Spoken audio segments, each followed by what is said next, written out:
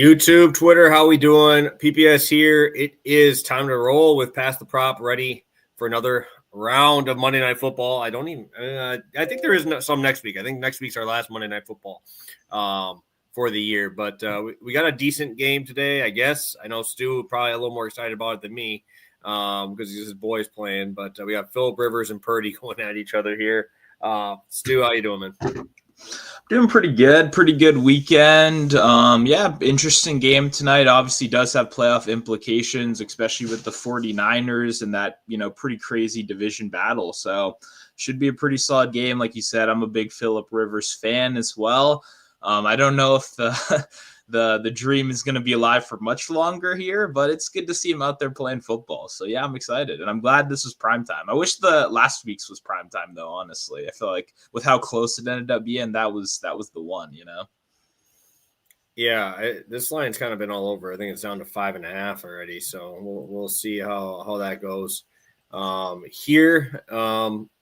let's start talking. I know I got to be a little bit quicker today, so I'm gonna try and move through stuff a little bit fast. Let's talk about some games from Sunday, Stu. Anything stick out to you from those? Obviously, a lot of action and a couple pretty good games. Yeah, no, I mean, the one that sticks out to me, honestly, is Saturday, probably with that Bears-Packers game, right? I mean, that was a great way to follow up Thursday Night Football with another, different kind of game, but a really good game as well, a really hectic game. We had a successful onside kick, which obviously you see like once in a blue moon. And Caleb Williams made some very nice throws. Obviously, Jordan Love went down, and we had Malik Willis, who stepped up and played some pretty good football. So definitely curious if Love is back for next week or not. But I mean, that was a great game. I'm curious what you think as a Packers guy. Yeah, the onside kick, once that happened, you kind of knew something crazy was going to happen there. I know Willis got dinged up too in that game, so I'm hoping everything's okay with him. But yeah, I mean, it's tough. I don't know. I'm still not a huge fan of that team. It feels to me Chiefsy of last year, where it's just like you pull it out of your ass.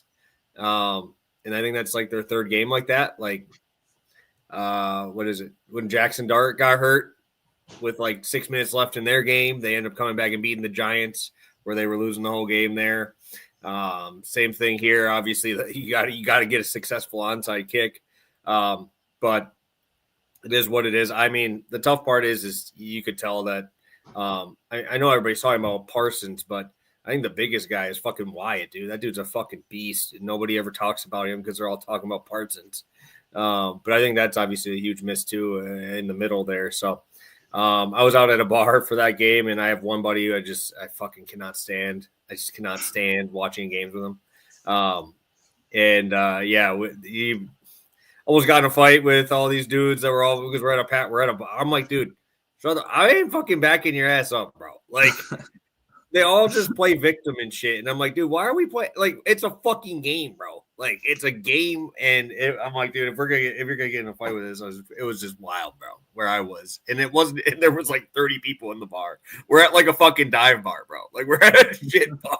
Because I didn't want to be around a ton of people for it because it gets kind of crazy. People start drinking a little too much. And I'm like, I'm drinking waters. I'm just chilling, bro. I got stuff in the morning the next day. So, it was interesting, but hopefully I can play the Rams first round. That would be ideal.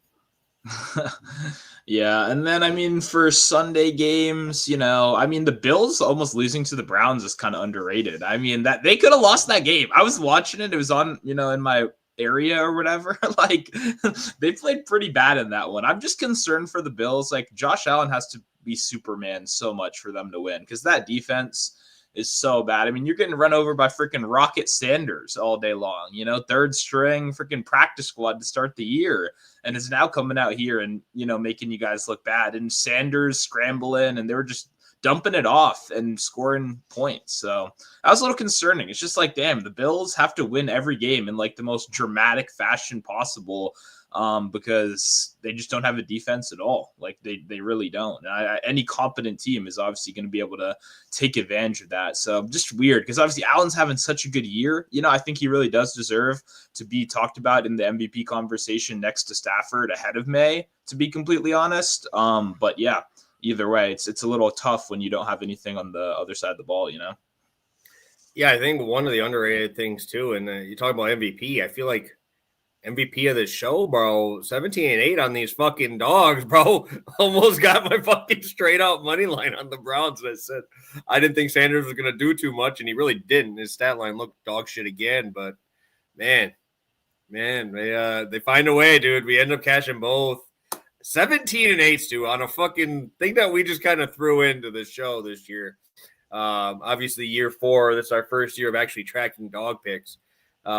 My God, man, it's when you brought that up, I completely blanked because I obviously took them in a teaser. I always take if you guys don't know, I usually take both of our plays and put it into a teaser and just play it every week. That shit just been printing, dude. Like for real, it's been printing money at this point. And you got an outright there, obviously 10.5. I had, dude, crazy, bro, absolutely crazy, just cooking those. And yeah, I thought we had a fucking chance of taking 14 points combined and taking 2 money lines on that shit, bro. And they both almost did it. I'm like, God damn, that would have been crazy. Yeah, no, I mean, it was nice. Like Browns, you really didn't have to sweat. Even at the end, if the Bills did score again, it would have been 10. It's not like they're going for 2 or whatever. So it was kind of sweat free from the Browns, which is hilarious to say. And then, yeah, Carolina, I mean, that game was disgusting. I don't want to talk too much about that game because Baker Mayfield, oh my God, that guy killed some of my bets. I had Mike Evans. I'm telling you, if I get CLV this year, guys, don't follow the play. I had 55.5, closed at 66.5, 11 yards. It doesn't even get close. I mean, Baker Mayfield looked truly bad. And what's the excuse now? You have all your guys back. The team's healthy. Just absolutely brutal game. And then even on the Panthers side, they came out passing a shit ton. I was like, why are we passing the ball so much?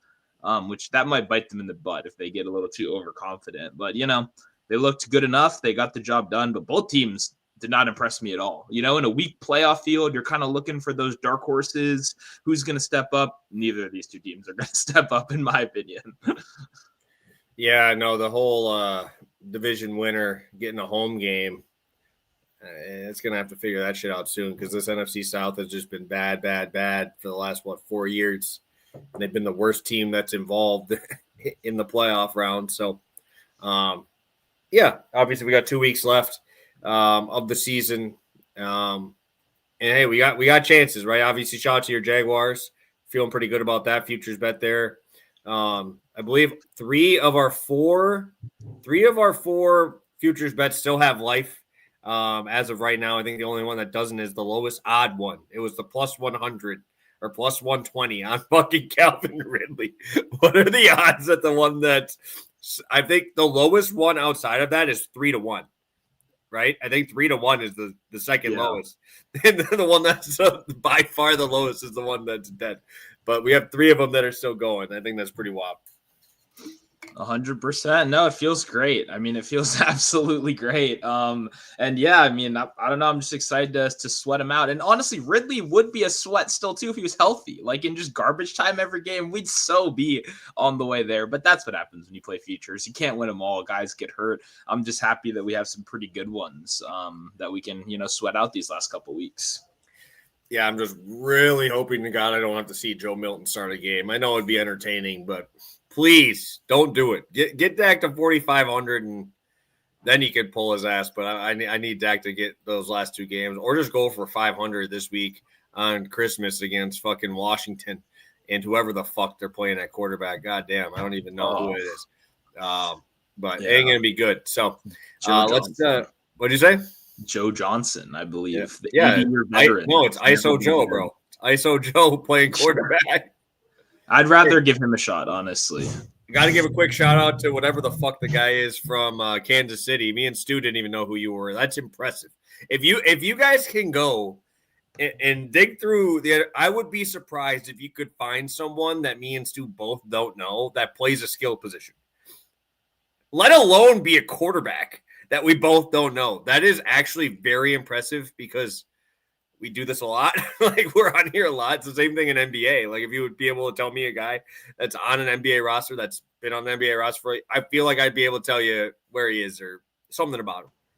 And this guy's he's 28, so he's been somewhere for years. It's not like he's just like just came out or whatever. Like, where's this guy been? I watch preseason. I watch XFL. I've been to XFL game. I'm like, I've never heard of this guy ever before, and he just appears. So yeah, I got to Google him after this. I think I saw South Dakota State or something, but I don't know that. Like, did he go to Canada? Maybe CFL? Because I wouldn't know CFL, but. Damn, that was insane. And honestly, he had a better game log than freaking Shador and who else? Someone else too. He ended up doing better than at least one, maybe Brady. Brady Cook too. You're better than Brady Cook. So I guess hats off to him. That's kind of a dream in some way to get a shot like that. But yeah, no clue who the fuck that guy is. And also Worthy. Oh my God. Now for fantasy finals, I got to pick up a guy probably off the waiver wire to start over Worthy. So wish me luck there.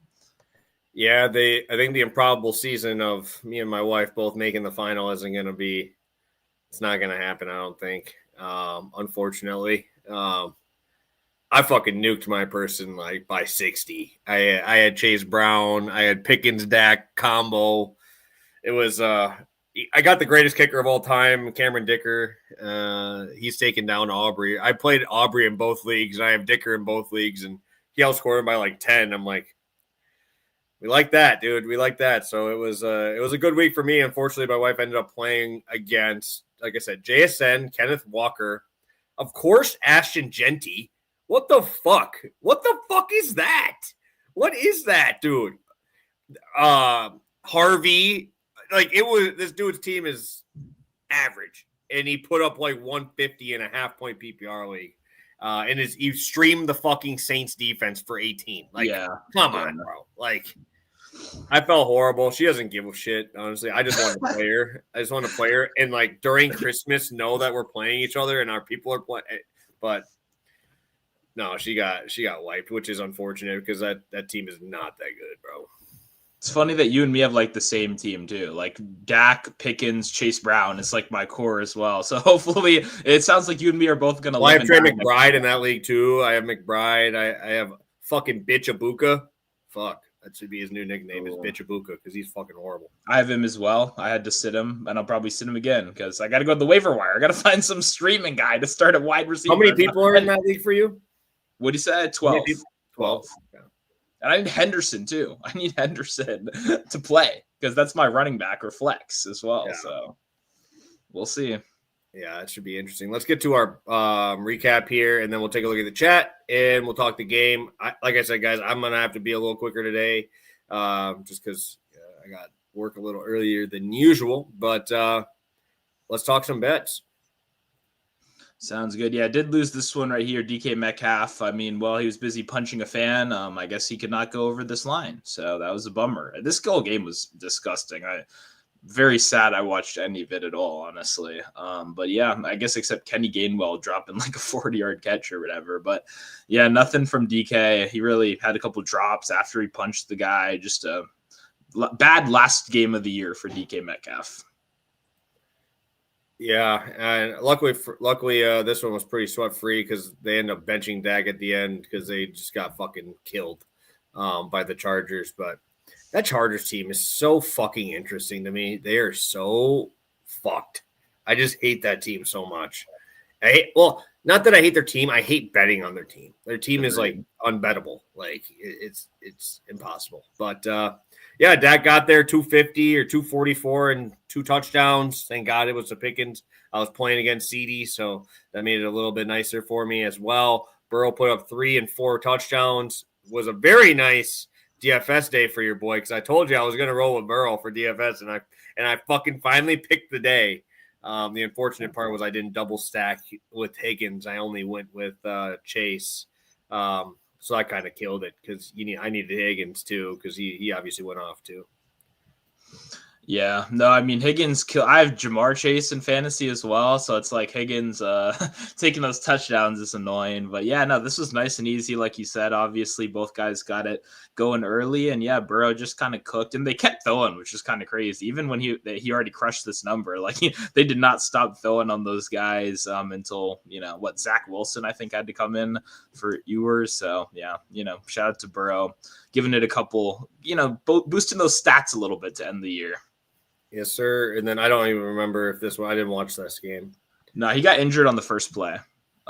This was Saturday. Yeah, so it voided on almost every book, but yeah, played one snap, got injured immediately. Yeah, so that means we are 48-35 on the season. Obviously, feeling pretty good about that. We're getting close to that 20 unit mark. As always, if you guys could hit that like button, retweet if you're over on Twitter, we'd really appreciate all the support as always. And obviously, all of it's for free as well here on the show. And then obviously we got the sweep on the dog, so I don't want to forget about that as well. But yeah, we got a pretty good game tonight. Honestly, I probably won't even watch it, but that's neither here nor there. I just hate watching Niners games, bro. Like I've seen enough of them, and I'm like, well, I know all this is gonna go. It's gonna be just fucking boring city unless they're playing a divisional team. And I also usually, I swear I played McCaffrey more than any other fucking player. Like I played against him in fantasy. Like I swear, because I think he's been traded in both of my leagues. So like I've played him like 6 times. So that, on top of that, just makes me like even more like I don't want to watch this because obviously he's one of the few guys that can just fucking nuke you at any point. And the same with Jonathan Taylor. So we have Indy, I believe, and again, guys, these are only from DraftKings. You can obviously line shop, but it's easier for me just to say on one book for all these. So San Francisco at Indy plus 5.5, over unders at 45.5. Stu, what is your thoughts on this one? Obviously, this game is very interesting now that we got Philip. Yeah, and it's weird. I'm not understanding the market movement in this. It was 6 for a while, and I thought 6 was correct, but even then I was kind of like, I still kind of like San Francisco at 6, and now it's obviously, I mean, it's 4.5 in a couple books. Like you can get minus 110 at 4.5 on. It's like all over the place. So I don't know. Like, I'm just confused on what's encouraging all this money to come in. The only thing I can really think is that San Francisco obviously had more injuries than anyone else this year. They've gotten decimated by it, and they still stood strong. And obviously, Saleh, a fantastic defensive coach. But what Saleh has had to do to kind of deal with all these injuries is they just play a ton of zone. They play a ton of too high safety, and they don't get any pressure on you. So the short intermediate part of the field should theoretically be open all day long.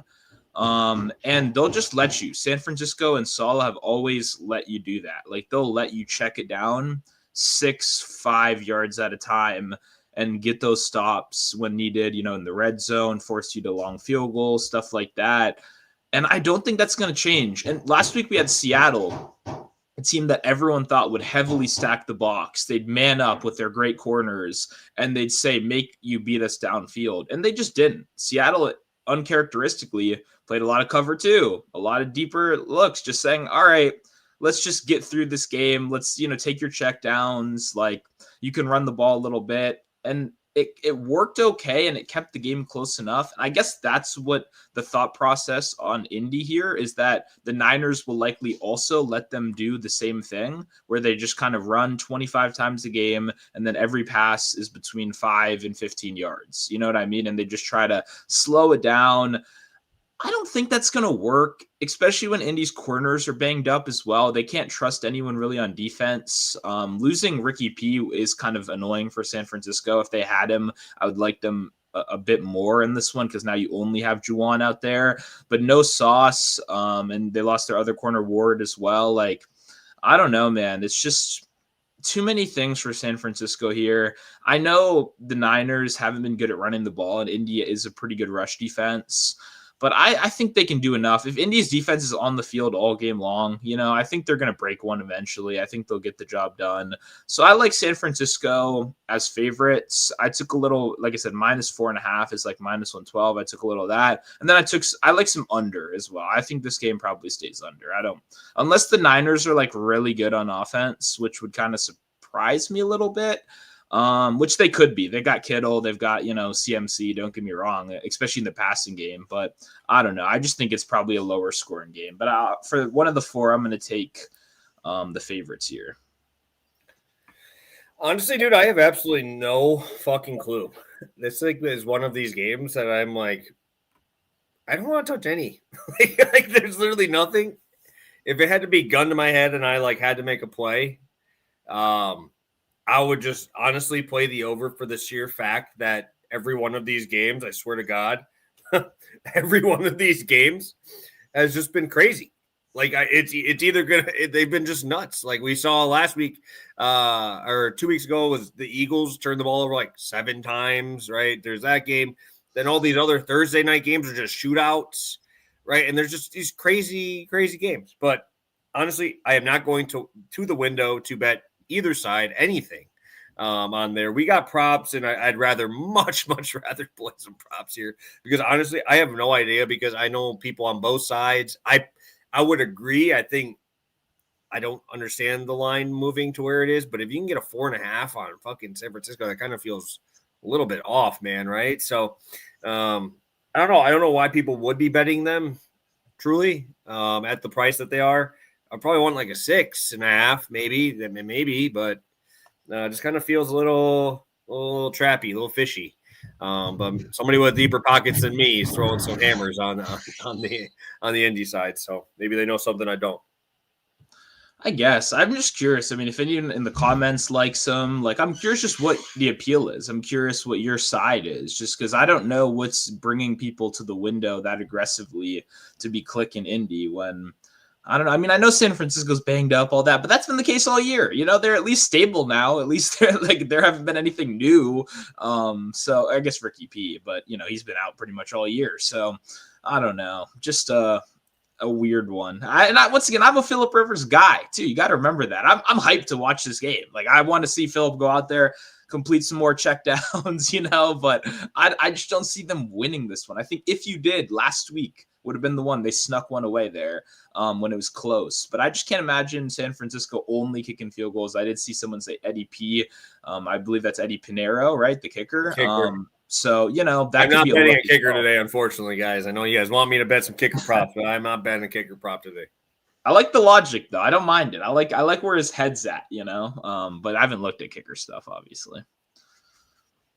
All right, let's take a look. We'll pop into the chat here quick, take a peek, and then we'll get to some bets. It's time to get to bets. Like I said, guys, unfortunately, I'd be a little bit quicker today just because I do have another job. I do have my actual real job that I do, too, as well. So I got to make sure I'm ready for that. So, Justin, your adopted team, the Seahawks versus your dog squad, the Panthers, I think the +7.5. That might be next week, right? If that's next week, I mean, fuck, I hope Panthers win by 9. Or I hope the Panthers lose by 50. So let's go. Because I'm playing JSN in both leagues, so I'm hoping that game just turns into something. I don't know, 3-0 maybe. I don't know, something like that. Sue calling for the fake tush push from the Steelers was a thing of beauty. That was just the end around, right? Yeah, it wasn't a Rodgers trick. It was okay. It was. Yeah, I was gonna say. I was like, I think your trick was with something with Rodgers, right? Because it's gonna be coming. There's gonna be something. Once again, they were in the red zone. Yeah, I was calling out that they were going to run a fake out of it, but I was more, going towards it was going to be Rodgers. I have to rewatch the clip you sent to me, but I appreciate you remembering that, and hopefully we get another one soon, because I'm telling you, they don't do shit like that by accident. This is football. You don't have an extra man on the field for no reason and not do anything with them unless you're trying to put that on tape. Which I think is what they're trying to do. So it's smart. It opened up a trick play already with the end around, and I think they'll do more stuff like that going forward as well. Yes, sir. Hey, we appreciate you, Thomas, as always, my man. Herbert obviously had a good game. I benched Herbert for Prescott, and I also have Burrow on that same team because I just didn't want people to get the quarterbacks. So I just fucking grabbed so many of them. We got Liam in here. We appreciate you, man. Happy to see you in here with us live. Had a 6-leg lay. They paid me. Wow, good for them. Good for them. Yeah, I don't have 365, but obviously I feel like they have pretty good lines, and they've been giving out good lines. And mind you, guys, we are not sponsored by any books. So we can say whatever the hell we want. That's the nice part. We can really say whatever we want. There's never been a issue here. Weezy, I do not think that is what Stu is rolling with, but we will get to that shortly. And these next ones I will get to here in a bit. We'll get to the rest of those in a bit. I will let Stu take it away here, and then we'll get to the rest of your guys' questions. And let's get this thing rolling. We got 125 you guys in here live. Hit that like button. If you're over on YouTube, hit that like button as well. And let's get this money going, Stu. Sounds good. We got Tyler Warren to have 4 catches, parlayed with the 49ers money line. Got a little bit of a better price on this one, but unfortunately moved that freaking Caesars line a little bit. But most of the market is just around plus 110, so we'll track it there. Yeah, I mean, also, and if you can't do the parlay stuff, I do just like Warren yards as well at his regular line. But for me personally, it's kind of, I mean, I already broke it down a little bit when I was just talking about the game here. But obviously this is a huge game for the 49ers, one just in general division with how competitive it is. This, you can't not take this game seriously. You know, you can't sleepwalk through this. Like, you got to go out there and win. And the 49ers don't always win sexy. You know, they don't always win pretty, but they get the job done. It's grimy, it's ugly, but they'll grind you out. They got CMC there for 25, I'm sure, if he needs to. Brian Robinson going to give you another couple carries behind him. Like, I think they're pretty situated to win this game just in general, especially when you look at the injuries on the Colts side of the ball with the secondary in particular, losing 2, I would argue, I mean, top 10, top 15 corners in football, right, within the same couple weeks. And now you just got Kenny Moore out there who's just been doing his best in the slot. You know, not great, not terrible, but just that's all you got left now. So for me, when I look at it and I look at that secondary and just in general, I'm like, I think the 49ers can move the ball here. And I don't necessarily believe that the Colts can move the ball. But what that should do is that should put them in a negative game script. It should force a couple more pass attempts. And I do think that Phillip Rivers having another week of practice with the squad, with just how sharp that guy is, it should help, you know, speed things up a little bit. And one thing they have going for them for the passing game this week is you're going from a high level pressure team to one of the worst pressure teams in football, right? The 49ers do not get after the quarterback well. They do not have a particularly talented defensive line due to all the injuries. Saleh deserves a lot of credit for coaching those guys up. They're a great run defense. They've been fantastic against the run this year, which, you know, I would say they're outperforming their talent level, which is, once again, another credit to Saleh and what he does. But if you've watched solid defenses and in general 49ers defenses, obviously a lot of overlap over these last couple of years. He did leave for a little bit and come back. The signature has always been slot guys, tight ends over the middle. Short over the middle is where you want to target against these defenses, because normally, once again, they're really looking to limit explosive plays. They want to keep you from, you know, those game-breaking 40, 50-yard catches. And they want to force you to play their style of football, slow, ugly, gritty. And that's just going to mean a lot of checkdowns, a lot of stuff over the middle. Tyler Warren led the team in targets last week. He had 6. I believe he only brought down 3 of them, but it's at least good to see that he was kind of the leader in the group. He had the longest catch of the game at 17 yards for him. And he also got a couple kind of like screen, kind of short yardage targets. And what I like about Warren is he's very versatile, right? Steichen is a smart guy, very sharp play caller. Warren's been lined up out of the backfield before this year. They've, you know, motioned him out wide. He goes kind of all over the place. And for me, I think it's going to be one of those situations where they just look to get him the ball. Like, whether even earlier on in the game, I think, because obviously Taylor's lined at 100 yards. The whole world knows it's going to be the Jonathan Taylor show. But obviously playing with expectations is a big part of coaching. And once again, on these scheduled drives, like on these scripted drives, I think Warren is actually going to get a couple targets early in this game. And then I think he's going to get a couple more targets when they're losing later in this game. Because once again, 49ers are a clear pass funnel. They funnel targets short and over the middle, which Tyler Warren and Josh Downs are the 2 guys that benefit most from that. But Josh Downs gets bumped off the field a ton. He's kind of like budget Jaden Reed. They only play in 3 wide receiver sets. They don't play 2 wide receiver sets. So that's going to cap your upside, especially when you need to protect your 44-year-old quarterback who can't move. So I think you could see some more multiple tight end formations and stuff like that. And just generally, I think Warren is going to be the clear beneficiary. Well, obviously, the running backs are going to get a ton of checkdowns as well. He also led the team in targets versus zone coverage last week. That's obviously a small sample size, but we saw Rivers go to the running backs against man. And he went to the tight ends more against zone, which is obviously we're seeing a super heavy zone team right here with the Niners. They do not have the talent to man up out there on the outside, especially with a pretty good wide receiver core here. So for me, I just think Warren is the clear guy. I mean, Rivers has always liked his running backs and tight ends. That's always been a big thing with him. He's had some pretty freaking good ones over the years, and Tyler Warren is pretty freaking good as well. And I think he's going to be a big part of this game plan. It makes sense on paper. It makes sense with the game script. It makes sense with the matchup. And I think they're going to lose this game. So I think they're going to have to pass a little bit, whether they like it or not. Hopefully we can get a 2-minute drill early or late in the game. That would obviously be a big help as well. They are still going to run a little bit in the 2-minute drill, which is annoying, but it obviously increases our chances of passing a little bit more. And yeah, I just think Warren should be able to get 4 catches, even in an ugly kind of disgusting low volume game, which is, somewhat likely here. I still think he has a good path to victory, and I like getting the combo at plus money. Yeah, I'm going to be rolling with something obviously pretty similar. Not really, but thinking about the same stuff similarly. Yeah, I don't know. I'm assuming that face is from the group, from the dude in the chat. I didn't know why. Not related to Tyler Warren. So I don't know what to say to that. But yeah, maybe he is. I don't know. But I'm going to be rolling with D. Winters. I think I've played these defensive props quite a bit. If you guys did watch the show, I did talk about Jack Campbell. I did talk about Jack Campbell being a bet for me this week again, and he had, I believe, the most tackles of the week with 16 fucking tackles this week. And I'm going back to another tackle prop here. I'm going to go to D. Winters. He's the linebacker here for San Francisco. And honestly, you look at his numbers over these last couple games, and nothing's going to jump off the screen at you. But what I do want to talk about here is just the ability for the Colts to stay on the field, right? And that's really what it's going to come down to is, can the Colts have a respectable time of possession? And I think it's important to look at last week where you're playing, in my opinion, a much better defense. I think San Francisco and Seattle are pretty similar defensively when they're fully healthy, but you don't have Fred Warner, you don't have Bosa, you're missing a lot of dudes there.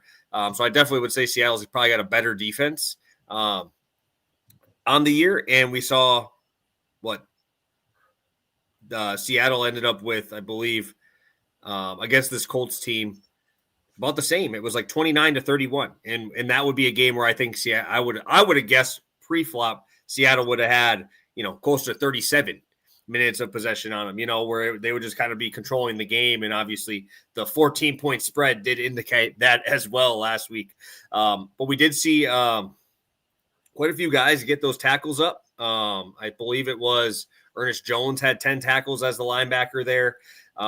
And we also saw the Jaguars have 2 linebackers with 8 tackles in their spot against the Daniel Jones-less Colts, because those were obviously the 2 games without Daniel Jones playing the full game. So looking at these last couple games for Winters, the tough part was that he only had 53 total snaps last week. Like they were not on the field that much, because I believe Seattle had 38 minutes of possession in their last game. The Niners had 38 minutes of possession. So you only had 53 total snaps, right? And honestly, I can't expect much from that, right? You don't expect them to do too much in those spots where they're just holding the ball the whole time and they don't really have to worry about anything. I like that Stu talked about what's Taylor's line at 25, 24, 25 attempts is literally his line here.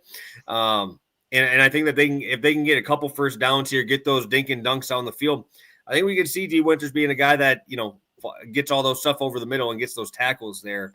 One of the few guys that is playing 100% of snaps there from this roster. They only have 2. I believe last week it was Robinson and it was Robinson and Winters were the only two to have 100% of snaps last week from the linebacking core. And I told Stu the one game, their defensive lineman, I believe it was Farrell, had 9 tackles on only playing 74% of snaps, which is absurd. Like that's never. What are the odds of that a D tackle has that much? Like it's just something that is an anomaly in that game, and I don't expect that to happen as often, probably ever, with only playing 37 snaps, having 9 tackles, being involved in 9. That's crazy. But I do really like the spot for Winters. I feel like this is the game where, as a linebacker, you're just pinning your ears back and everything's in front of you, right? Everything is going to be put in front of you there. Don't really see too many things going over his head in this game, which is great too, because I want those 12 play drives. Those are the ones that you start to see these guys rack up 3-4 because they're kind of getting into their groove. So at plus money, I like the spot. I'm just hoping that the Colts can do enough to keep their offense on the field. Yeah, like you said, that's kind of the concern, but we know what's going to happen when the Colts are out there. They're going to run the ball, and then they're going to check the ball down, So, I mean, freaking Rivers had 1 air yard pass of over 20 yards, right? 1. And it was in desperation late game heave that looked really bad if you're watching the game as well, So it's like if you're a linebacker, like you're going to have a billion chances in this game. And I like that it's plus money as well. It's kind of surprising to me, honestly. I would have probably put this like 8.5 or even higher than that. If he's playing all the snaps, I don't see what the negative is here. It just seems like a dream kind of matchup for a linebacker. So yeah, I'm definitely with that. Definitely going to be tailing you here. Awesome. Let's take a look at the chat. So we have 170 of you guys here across X and YouTube. If you're on YouTube, hit that like button.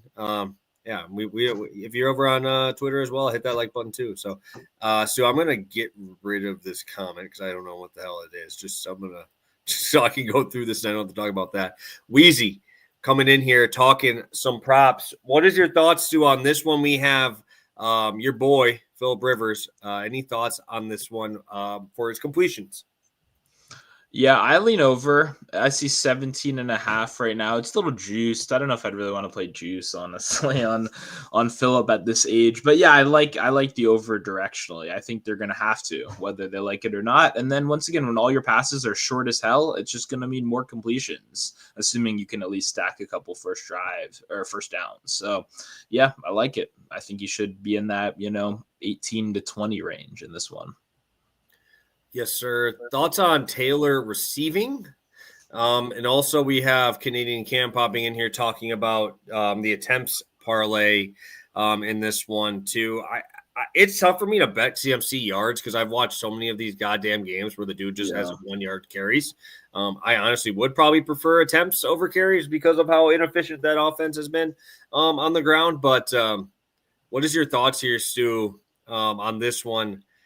That I feel like you're pretty much just betting CMC attempts at plus 275, honestly, because I do not see a way outside of injury that Jonathan Taylor does not get 20 rush attempts.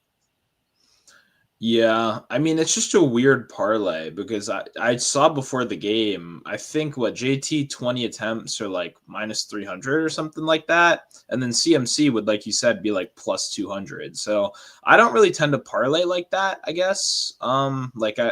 That's just not really my style. And they don't they kind of correlate, but they don't directly correlate. So I don't know. I like both guys. My first instinct was CMC rushing in this game.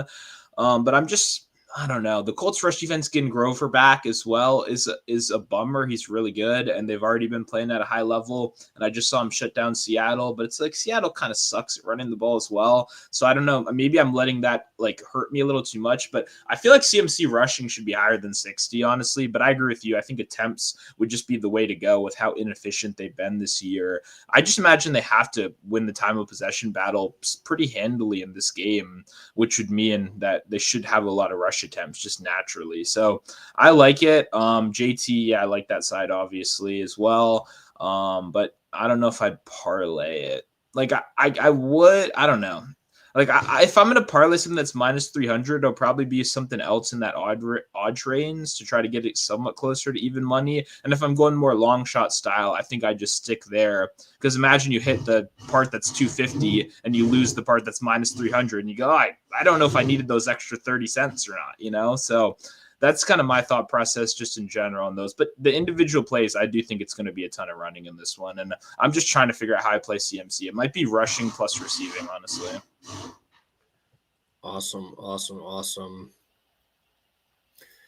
I know they didn't have Abdullah props last week. I know Stu was not happy with that one. I think you're kind of fucked. Honestly, I think CMC would probably do that on his own. If it's full point PPR, I think you're fucked. If it's not, then maybe. It's not over, but you know what? How many points did Gibbs have this week? He disappointed. A lot of guys. But the thing is Gibbs sucked, and he had like 19 in PPR. That's the shitty part. The dude had like 8 catches. That's what I'm saying. Like, if you have, he did rebound a lot there. Yeah. So like, that's why I said if you're in a full point PPR, I think you're kind of fucked, because how many times is Purdy just not look at anybody else and just waits for McCaffrey to cut to the middle? On those. So. All right, let's get a quick recap in here, Stu, and we'll get out of here. Sounds good. I got Tyler Warren 4 catches and the 49ers money line. Play this anywhere at plus money. It's everywhere plus money.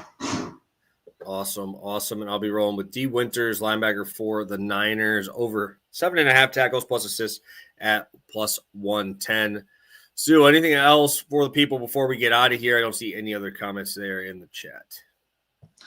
Yeah, I've already got a couple long shot questions, and today's not going to be a long shot kind of day for me. I mean, I don't know how you could, I don't know. The Riverside, I don't really know. Unless you're doing, receptions overs for running backs or something, going to be kind of tricky. The one guy I will say I do kind of think it might be a little underpriced is Kendrick Bourne. So we've seen Kendrick Bourne have some explosion games already. Obviously no Ricky P and no corners as well. That's if I did have to. I haven't really looked at the pricing yet, but that would probably be the one guy. I would say CMC 2 touchdowns, but I bet that's plus 200, 180 or some shit like that. So probably something not stupid for sure. Yeah, but just generally, I don't see today as much of a long shot game in general. So yeah, excited for our plays. I like both spots. We got the double plus money as well. Only need one of them to walk away with a winning day. Yes, sir. We got 180 of you guys in here. We appreciate you guys tuning in throughout the show. I know, like I said, usually this one runs a little longer, but we're rolling out of here. But 180 of you guys, we appreciate all the support as always. Again, if you guys could hit that like button, it does go a long way for the show, and we'll be able to cash a couple tickets with you guys today. So have a good one. Best of luck. Plus 225 for 2 touchdowns. Jesus Christ. And then, we'll be back on Wednesday. Yeah, maybe we'll figure out Wednesday. That's Christmas Eve. But me and Stu we'll talk and we'll figure something out. So just make sure you're following over here. Have the notification bell on so you know when we go live. And we'll be ready to roll. So have a good one, guys. Best of luck. And we will see you on some other day this week.